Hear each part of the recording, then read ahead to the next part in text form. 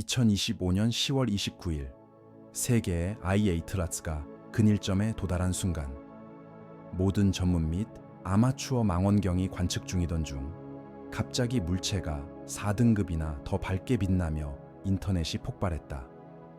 지구 전역의 관측자들이 정확히 같은 시간에 동일한 기이한 급상승을 목격했고 이는 전 세계적 열풍을 일으키며 섬스미아틀라스를 순식간에 현상으로 만들었다. 이건 단순한 우주 이야기가 아니었다. 아무도 설명할 수 없는 일이 벌어졌고 전문가와 아마추어 모두 답을 찾기 위해 분주해졌다. 왜 그렇게 많은 사람들이 방금 역사를 목격했다고 믿었을까? 그 해답은 여기서 시작된다. 낡은 노트북과 중간 크기 망원경 뒤에 앉아있던 한 호주 아마추어 천문학자는 혜성이 밝아지면서 수치가 치솟는 것을 지켜보았다. 그가 게시한 타임랩스 영상에는 갑작스러운 전기적 스파이크가 포착되었다. 아이아틀라스 3호가 단 몇 분 만에 3등급 그리고 4등급이나 더 밝아진 순간이었다. 방금 전까지 희미한 얼룩에 불과했던 혜성이 별들 사이에서 작은 태양처럼 폭발했다.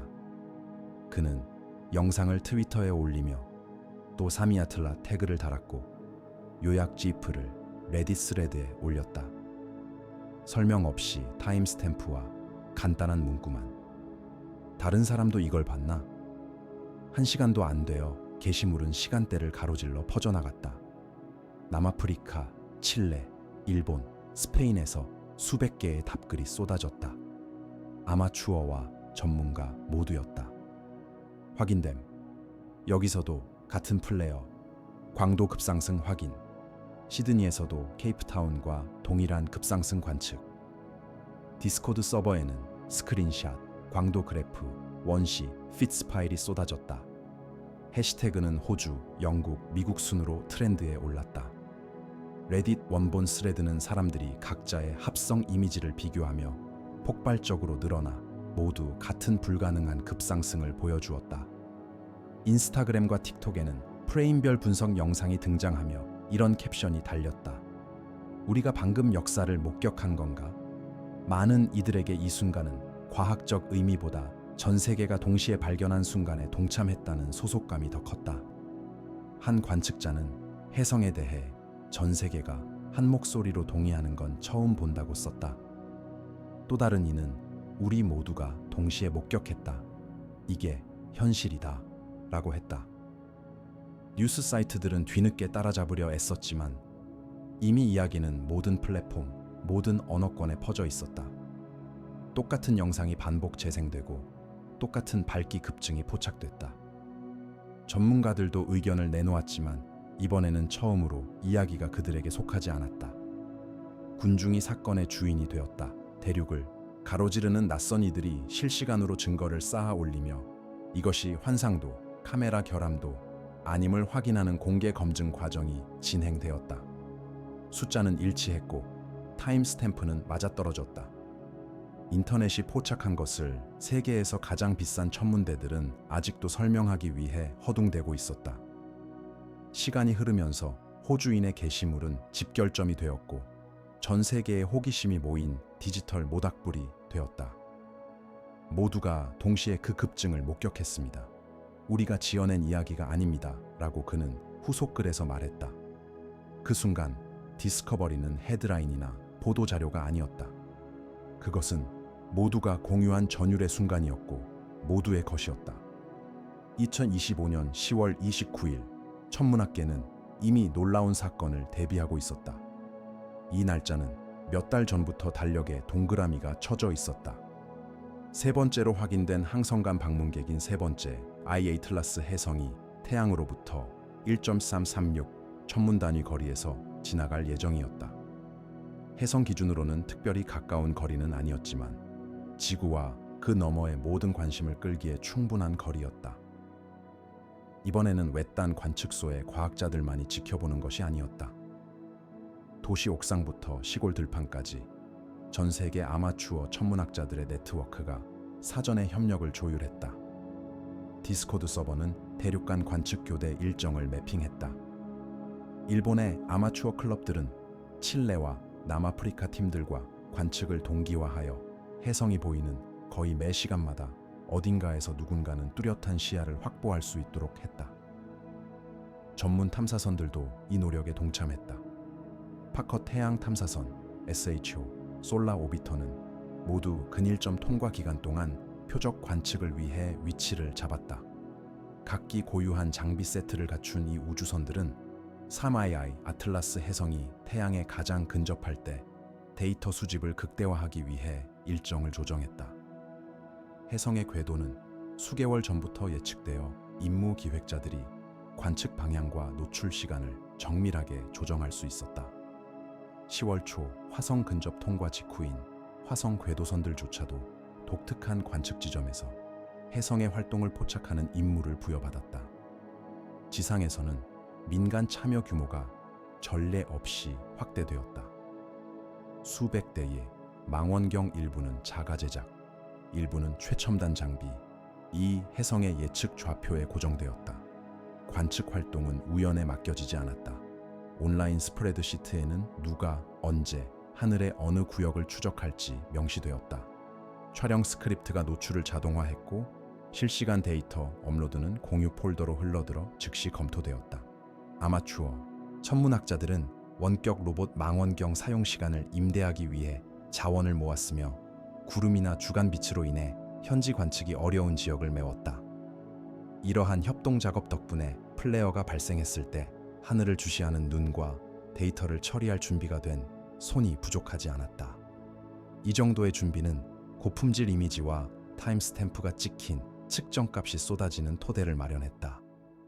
밝아지기 시작하는 첫 징후부터 그 뒤를 이을 모든 현상에 이르기까지 모든 세부 사항을 포착할 인프라가 구축된 것이다.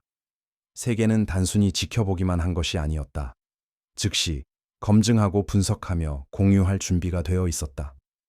이렇게 체계적으로 조직된 관측의 기반은 곧 인터넷을 강타할 모든 프레임과 데이터 포인트에 무게를 실어주었다. 밤중이 되자 영국 아마추어 천문학 디스코드에 메시지가 울렸다. 노퍽 지역 구름 거침. 촬영 준비됐나? 몇 분 만에 브라이튼에서 벨파스트까지 망원경들이 3II 아틀라스의 좌표로 방향을 돌렸다. 수주간 준비된 영국 네트워크는 스크립트와 관측 시간대를 공유한 스프레드시트로 운영되었으며 각 시간대는 서로 다른 개인 관측 장비로 채워졌다. 주최자인 은퇴한 엔지니어 콜린은 일정을 빡빡하게 관리했고 데이터는 일부 전문 아카이브보다도 깔끔했다. 그가 사용한 장비는 냉각 CCD를 장착한 소박한 10인치 슈미트 카세그레인 망원경으로 45초마다 노출을 찍도록 설정되어 있었다. 각 이미지는 GPS로 초단위까지 정확히 타임스탬프가 찍혔고 다음 프레임이 완성되기 전에 중앙 서버로 업로드되었다. 혜성의 광도가 강해지자 문제의 첫 징후가 나타났다. 단일 사건이 아닌 연속적인 현상으로 말이다. 콜린이 031-3330 UT 세계 표준시에 촬영한 스택 이미지에서 핵이 늘어나더니 여러 개의 광점으로 갈라지는 모습이 포착되었다. 그는 원본 파일을 교차 검증하여 우주선과 인공위성 흔적을 배제한 뒤 판해상법 플레이트 솔루션을 실행해 좌표를 확인했다. 파편들은 인공물이 아니었다. 움직이고 있었고 실제 하는 것이었다. 다른 네트워크 회원들도 동일한 패턴을 확인했으며 그들의 이미지는 점점 커지는 아카이브에 쌓여갔다. 베이싱스토크, 카디프, 에든버러 모두 서로 다른 각도에서 동일한 과정을 포착했다. 팀의 프로토콜은 즉각적인 백업과 공개 게시를 요구했다. 해가 뜨기 전까지 노출 설정, 하늘 상태, 관측자 노트가 주석 처리된 200개 이상의 프레임이 다운로드 가능해졌다. 콜린의 초기 분석은 중심 추적 소프트웨어를 사용해 각 파편의 위치를 프레임별로 추적했다. 예비 벡터 분석은 파편들이 공통축을 따라 부채꼴 모양으로 퍼져나가며 느리지만 꾸준히 팽창하는 모습을 보여주었다. 파편 간 간격, 각초 단위은 첫 1시간 동안 거의 일정하게 유지되었다. 데이터가 너무도 정밀해 나중에 살펴본 전문 천문학자들조차 그 정확성에 감탄할 정도였다. 오전 중반 영국팀은 타임랩스 합성 영상을 공개했다. 아틀라스 3호 본체가 최소 6개의 개별 파편으로 분리되는 과정이 선명하게 포착된 것이다. 이 영상은 이미 천문학 포럼을 통해 전파되며 대륙을 넘나드는 추측과 분석을 촉발했다. 추적, 측정, 검증된 잔해 구름의 확실한 증거가 주력 관측소가 아닌 아마추어들의 협업 네트워크에서 나온 것은 이번이 처음이었다. 원시, PTS 파일과 궤적 계산이 포함된 그들의 데이터 세트는 인터넷상의 차세대 법과학 분석의 핵심이 되었다. 이야기는 바이러스처럼 퍼지는 흥분에서 한 프레임씩 기록된 현실로 전환되었다. 레딧의 애스트로노미 게시판은 하룻밤 사이에 폭발적으로 성장했다. 모든 대륙의 사용자들이 데이터와 질문, 이론을 쏟아부으며 메인 스레드 댓글 수가 5만 개를 넘어섰다. 주석이 달린 타임랩스, 밝기 곡선, 원시 피츠 파일로 가득 찬 게시글들이 쌓여갔다. 각각은 자원 분석가들의 무리에게 해부당했다. 수십 개의 독립 업로드로 만들어진 첫 합성 오버레이는 아무도 예상하지 못한 것을 드러냈다. 잔해 구름은 무작위 흩어짐이 아닌 거의 완벽한 껍질 형태로 확장되고 있었다. 각각 희미한 빛으로 추적 가능한 최소 12개의 파편들이 기이할 정도로 정밀한 강역을 유지했다. 각 파편 사이의 강역은 초각으로 측정된 후 킬로미터로 환산되었으며 구름이 바깥쪽으로 부풀어 오르면서도 안정적으로 유지되었다. 크라우드 소싱 측정에 따르면 수시간 만에 해두의 직경이 40만 킬로미터를 넘어섰으며 이는 기존 추정치보다 훨씬 큰 규모였다. 오픈소스 스크립트를 사용하는 아마추어 광도 측정 그룹들은 팽창 속도와 대칭성을 검증했다. 프레임별 분석 결과 파편들은 마치 편대를 유지하는 것처럼 서로에 대한 위치를 고수하고 있었다. 자연적인 해성 분해가 대개 불규칙하게 뒤엉킨 파편의 흔적을 남기는 반면 3개의 IATL 파편들은 질서 정연하게 펼쳐지는 듯했다. 포럼 엔지니어와 물리학도들은 예상 분산 패턴에 대한 신속한 계산을 시작했다. 표준 해성 물리학에 기반한 그들의 모델은 파편들이 다양한 속도로 퍼져나갈 것이라고 예측했다. 그러나 실제 이미지는 다른 이야기를 전했다. 파편들은 거의 동기화되어 바깥쪽으로 이동했으며 간격이 너무 규칙적이어서 한 사용자가 누군가 자로 맞춰놓은 것 같다고 농담할 정도였다. 수십 개의 댓글이 같은 감정을 되풀이했다. 이는 단순히 특이한 수준이 아니었다. 전례 없는 현상이었다. 이 스레드는 급속한 분석의 벌집이 되었다. 사용자들은 서로 다른 시간대의 이미지를 나란히 겹쳐 올려 껍질의 기하학적 구조가 독립적인 데이터 세트 전반에 걸쳐 일관됨을 확인했다. 일부 기여자들은 센트로이디드 추적을 자동화하는 스크립트를 작성해 코드를 공유하며 다른 이들이 수학적 검증을 할 수 있게 했다. 새로 들어오는 모든 이미지, 재계산된 모든 궤적은 집단적 노력에 다시 반영되었다. 측정 기법에 대한 논쟁은 불거졌지만 기본적인 사항에 대해서는 빠르게 합의가 이루어졌다. 포탄의 균일성은 가공 오류가 아닌 실제 현상이었다. 12시간 만에 인터넷 아마추어 과학자들은 전문 관측소 못지않은 정밀도로 파편 영역의 확장 과정과 파편 위치를 매핑해냈다. 참여 규모는 압도적이었다. 수백 명의 기여자, 수천 개의 데이터 포인트가 모두 군중 검증되고 투명하게 기록되었다. 커뮤니티의 발견은 플랫폼을 가로질러 퍼져나가며 새로운 스레드와 분석 영상을 촉발시켰다. 이번만큼은 군중이 과학이 일어나는 것을 지켜보기만 한 것이 아니었다. 그들이 주도했고 세계의 전문가들은 따라잡기 위해 분주했다. 파편이 나타나는 즉시 분광 데이터가 쏟아져 들어왔다. 포럼과 공유 드라이브를 통해 아마추어와 전문 망원경 모두에서 수집된 원시 분광 데이터는 아무도 예상하지 못한 것을 드러냈다. 파편 구름에서 나오는 빛을 지배하는 니켈과 철의 강한 방출선이었다. 일반적인 해성의 특징인 수증기, 일산화탄소, 희미한 시안화수소 흔적은 거의 존재하지 않았다. 대신 금속의 스펙트럼 지문이 선명하게 드러났는데 해상도가 낮은 아마추어 업로드 영상에서도 뚜렷하고 분명했다. 분석가들은 아크 등 표준을 실행하는 보정 루틴을 3중으로 확인하고 알려진 원자선과 비교했다. 니켈의 341.5 및 353.4 나노미터, 철의 3072.5 나노미터 피크는 실험실 기준값과 정확히 일치했다. 주축 분광학자 중 한 명인 안나 부쉐 박사는 과정을 설명했다. 우리는 세 가지 다른 파이프라인으로 감소를 실행했습니다. 니켈 대 철 비율은 안정적으로 유지되었습니다. 보정 오류로 이를 조작할 방법은 없습니다.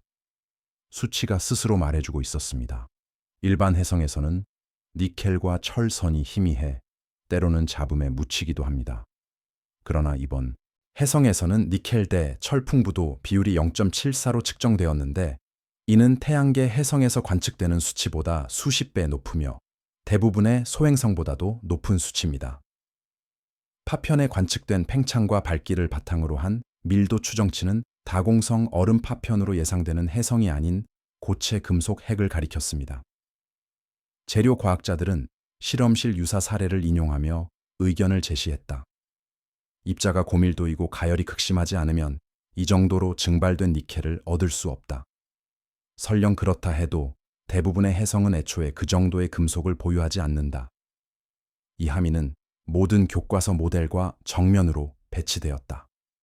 36천문단 AU 지점에서는 태양 가열이 강했지만 이처럼 많은 내화 금속의 홍수를 설명하기에는 부족했다. 온라인 화학 엔지니어들은 이 거리에서 니켈과 철이 얼마나 승화될 수 있는지 논쟁했다. 결론은 금속이 미량 오염물질이 아닌 대량으로 존재했다는 것이다. 군중은 의문을 제기하기 시작했다. 어떻게 성간 해성이 철 운석의 성분을 가지게 되었는가? 그리고 파편들이 일반적인 분해처럼 가스를 배출하지 않았다면 무엇이 그들의 운동을 주도했는가? 수수께끼는 깊어졌고 추측만 늘어났다. 익명의 계정, 숫자열과 만화, 아바타만 있는 계정이 천문학 포럼에 스프레드시트를 게시했다. 이 파일은 파커 태양 탐사선의 3.1앗에 대한 원시 궤적 데이터를 보여준다고 주장했으며 위치, 속도, 그리고 예측과 맞지 않는 일련의 숫자를 추적하는 열로 구성되어 있었다. 스프레드시트는 몇 시간 만에 사라졌다. 검증 불가능한 출처를 이유로 운영자가 삭제했지만 그 전에 이미 퍼져나갔다. 수천 명이 복사본을 다운로드해 클라우드 드라이브에 백업하고 행 단위로 분석하기 시작했다. 아마추어 분석가들은 이 수치를 자신들의 천체 관측 결과와 비교했다. 일부는 뒷마당 망원경으로 추적한 데이터와 일치하는 가속도 흔적을 발견했는데 이는 알려진 어떤 해성의 가스 분출 패턴과도 맞지 않았다. 다른 이들은 오류와 불일치를 지적하며 메타데이터 부재, 보정 노트 누락 등 가짜 자료의 전형적 특징을 강조했다. 그럼에도 논의는 사그라들지 않았다.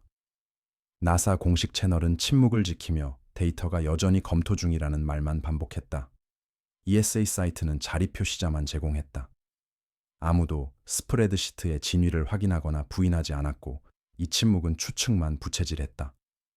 인터넷이 유출 자료를 해부하는 동안 시민과학단체들은 방향을 전환했다. 아마추어 무선 애호가들은 디스코드와 구식 메일링, 리스트를 통해 조직화되어 대륙을 가로지르는 청취 세션을 조정했다. 그들은 주파수를 기록하고 신호 잡음을 비교하며 원시 데이터를 공개 저장소에 공유했다. 인공 신호는 발견되지 않았지만 그 과정 자체가 증거가 되었다. 대중은 체계적인 탐색을 수행하고 모든 단계를 문서화하며 결과를 누구나 이용할 수 있게 할 수 있었다. 초점은 공식 발표를 기다리는 것에서 실시간으로 투명한 기록을 구축하는 것으로 전환되었다. 11월이 되자 관심은 12월의 재등장으로 옮겨갔다. 포럼에는 카운트다운 타이머가 등장했고 새로운 자원봉사자들이 관측 교대조를 조직하기 위해 나섰다. 영상 촬영 기법 튜토리얼이 퍼졌고 장비 업그레이드 스레드에는 초보자들을 위한 조언이 가득했다. 다음 데이터가 무엇을 드러낼지에 대한 예측 게임도 생겨났다. 통제감이 뚜렷했다. 발견은 더 이상 특권이 아니었다. 군중이 운전대를 잡았고 허가 여부와 상관없이 다음에 일어날 일을 포착할 준비가 되어 있었다. 2025년 10월 29일 수백 대의 아마추어 및 전문 망원경이 근일점에서 3, 4등급 밝아진 세계의 파이 아틀라스, P 아틀라스를 기록했으며 영국의 이미지 스택과 호주의 타임랩스 영상이 동시에 전 세계에서 관측되었음을 확인시켜 주었다. 몇 시간 만에 크라우드 소싱 분석은 최소 12개 파편으로 구성된 잔해 영역을 기록했는데 각 파편은 슈메이커 랩이 9호와 같은 알려진 해성 분열 사례와 달리 이례적으로 균일한 강역을 유지했다. 분광 데이터는 물얼음이 극소량인 반면 니켈과 철의 주된 흔적을 드러내 표준 해성 모델의 도전장을 내밀었다. 수백만 명이 지켜보는 가운데 공식 기관들은 최소한의 성명만 발표하며 핵심 질문들을 해결하지 못한 채 남겨두었다. 왜 조직적인 파편화가 발생했는가? 왜 구성 성분이 소행성과 유사한가?